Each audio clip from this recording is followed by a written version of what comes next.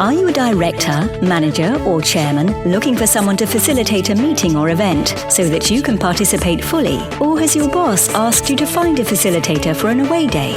Well, look no further. Please welcome your host, International Corporate Facilitator, Richard Winfield.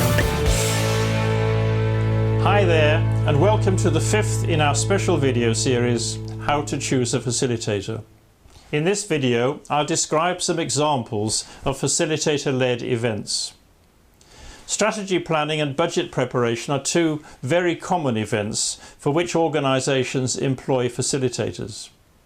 In such cases, your facilitator will need to be familiar with proven management consultancy models, as well as understanding business practice, and able to relate to participants at a senior corporate level. It's good practice to have an off-site strategy review at least twice a year. In choosing a facilitator, you will need to balance the benefits of retaining someone who has already gained an understanding of your organisation and strategy, and introducing a fresh approach.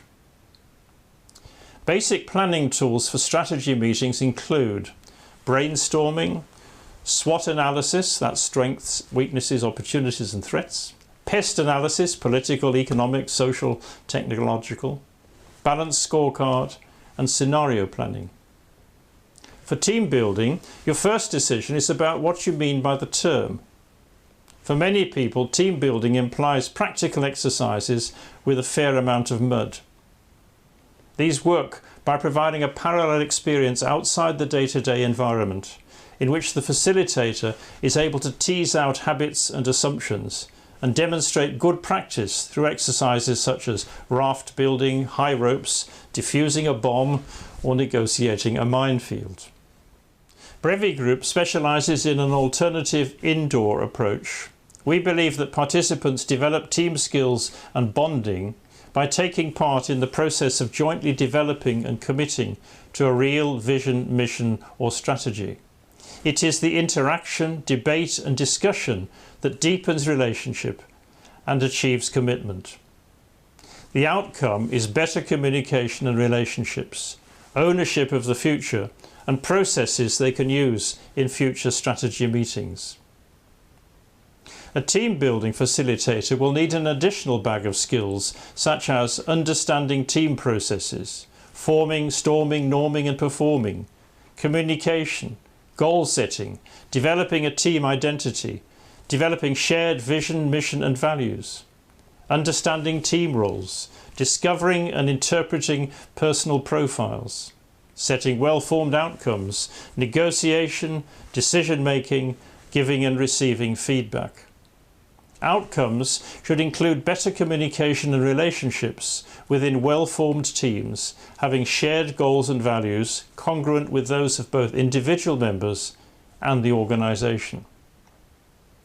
Participants will take away with them new transferable skills and processes they can share with their own teams and use in future meetings.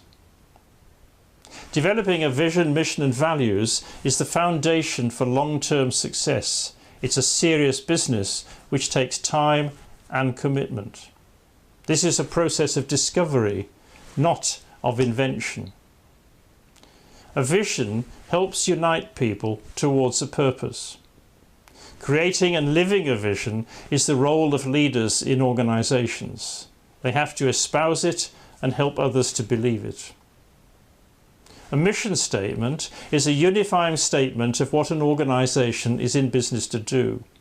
It's a key reference point in the planning and implementation of change. Values are the beliefs of an organisation, the expression of what it stands for and how it will conduct itself.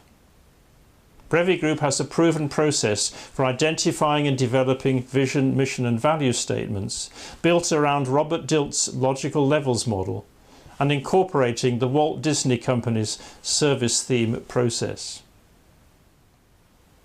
Scenario planning exercises involve identifying trends and exploring the implications of projecting them forward, probably as high, medium and low forecasts. These can include political, economic, social and technological. The PEST. As different trends are chosen and different combinations of forecast levels are combined, a whole spectrum of possibilities can be identified.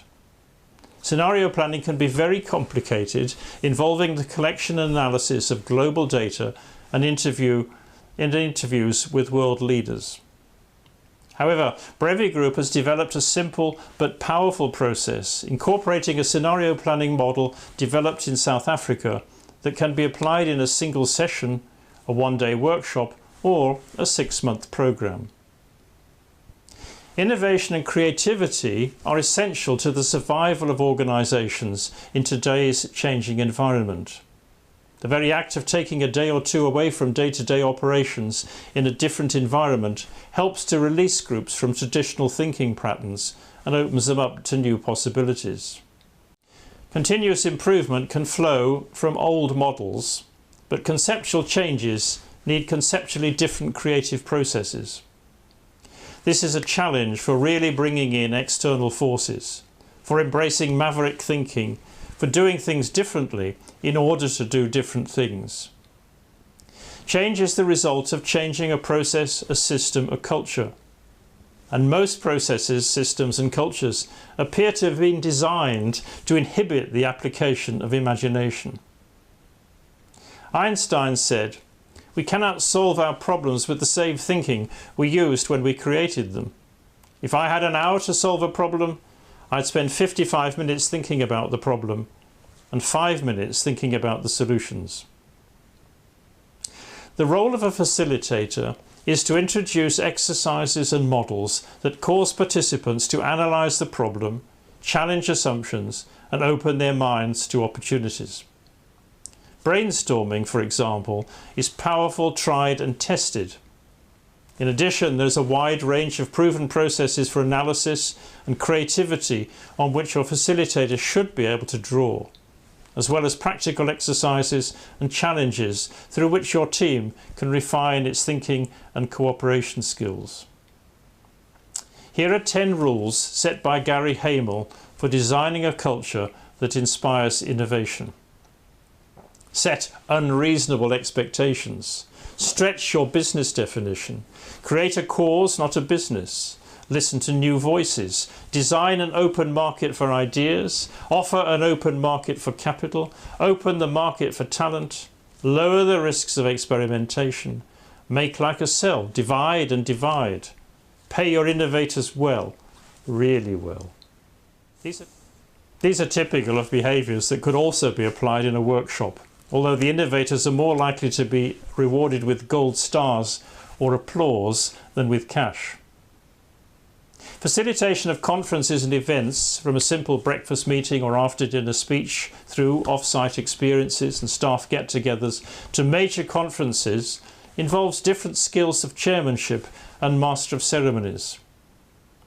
Here are some factors you might like to consider: venue search, negotiation and booking, pre-briefing and agreement of outcomes, design and approval of the programme, organisation and administration, preparation of materials, management and facilitation of the main event, provision of keynote speakers where required, workshops and breakout sessions, review, action planning and follow-up commitments, photographs and visual record, a meeting report. When selecting a facilitator for a conference, you will need different criteria from a smaller workshop. If you've not already done so, you will find a link to download your copy of How to Choose a Facilitator and subscribe to this video course at the end of this video. In the next video, I'll explain the importance of deciding exactly what you want to achieve.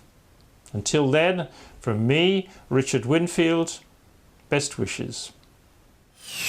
Thank you for watching this video.